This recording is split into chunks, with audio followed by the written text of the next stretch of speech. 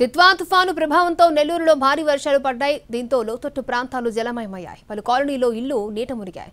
Talpagiri colony, Chandrababu Nagar, RTC colony ప్రాంతాల్లోకి వర్షపు నీరు వచ్చి చేరింది. దీంతో జనజీవనం స్తంభించింది. ప్రజలు ఇళ్లకే పరిమితమయ్యారు. కొంతమంది ఇతర ప్రాంతాలకు వెళ్లిపోయారు.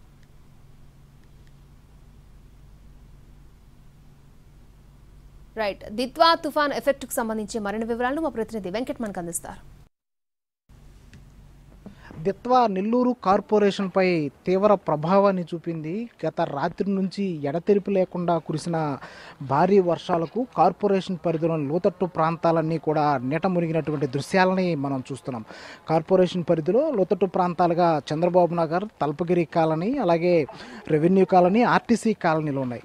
ఇక్కడ కూడా దాదాపు వందలాది మంది కుటుంబాలు ఉన్నారు. అయితే గత రాత్రి నుంచి ఆ భారీ వర్షాలు రాత్రి 10 గంటల నుంచి మార్నింగ్ 5 గంటల వరకు, అలాగే ఆ మార్నింగ్ కూడా దాదాపు 10 నుంచి 1 గంట వరకు కూడా కొన్ని చోట్ల భారీ వర్షాలు నమోదవడంతో రోడ్ల మీదకు భారీగా వర్షపు నీరు చేరిపోయింది. ప్రస్తుతం మనం ఆటో నగర్ సమీప ప్రాంతాల్లో ఉన్నాం. ఆటో నగర్ నుంచి ఒకసారి వ్యూ చూస్తే అన్నీ కూడా ఇల్లు కూడా నీట మునిగినటువంటి దృశ్యాలని మనం చూస్తున్నాము.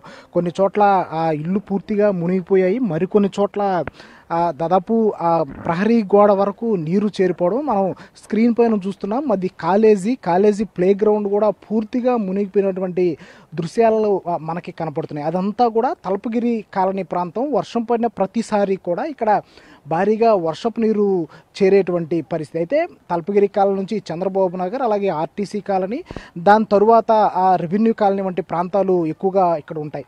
అయితే ఏదైతే ఈ చంద్రబాబు నగర్కి వెళ్ళాలంటే ఇక్కడి నుంచి ఏదైతే అయ్యప్ప గుడి ప్రాంతం నుంచి ఇటు మార్గాన వెళ్లాల్సి వస్తుండడంతో వాహన రాకపోకలు స్తంభించాయి. ఆ జనజీవనం పూర్తిగా స్తంభించిందని చెప్పుకోవచ్చు. ఒకసారి ఆటో నగర్కి సంబంధించి ఒకసారి మనం విజువల్స్ చూసినట్లయితే ఆటో నగర్లో మొత్తం వెహికల్స్కి రిపేర్ చేస్తూ ఉంటారు. ఆ పాడుబడిన వెహికల్స్ అన్నీ కూడా స్కూల్ బస్సులు కావచ్చు, లారీలు కావచ్చు, అలాగే కొన్ని ప్రాంతాలు కూడా భారీగా మునిగినటువంటి దృశ్యాలని మనం చూద్దాము. ఆ వెహికల్స్ కూడా పూర్తిగా మునిగిపోయాయి. అర్ధరాత్రి సమయంలో కురిసిన భారీ వర్షాలకి మార్నింగ్ కల్లా వాహనాల్లోకి వాటర్ వచ్చేసినటువంటి పరిస్థితి ఒకసారి మనం స్క్రీన్ పైన చూస్తున్నాం.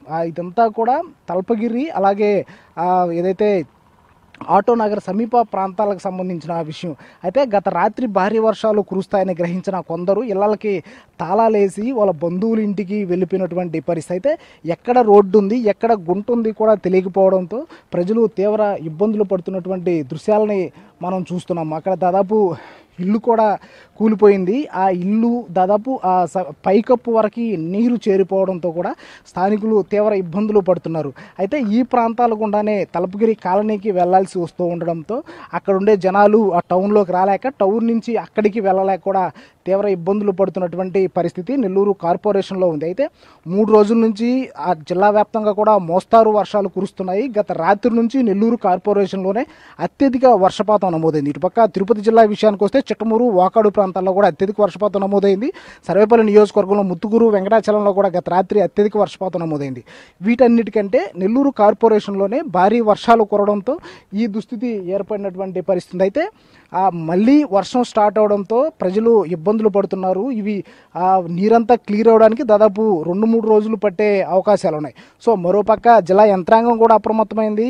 ఇటుపక్క రూరల్ పరిధికి సంబంధించి ఎమ్మెల్యే కోటమిరెడ్డి శ్రీధర్ రెడ్డి కూడా లోతట్టు ప్రాంతాల్లో పర్యటిస్తున్నారు. నీటిని త్వరగా తోడేసేందుకు మోటార్ల సాయంతో కూడా నీటిని తోడేస్తున్నటువంటి పరిస్థితి. అయితే వర్షం ఇవాళ కానీ పడకపోతే ఈ వాటర్ అన్ని క్లియర్ అయ్యే అవకాశాలు ఉన్నాయి.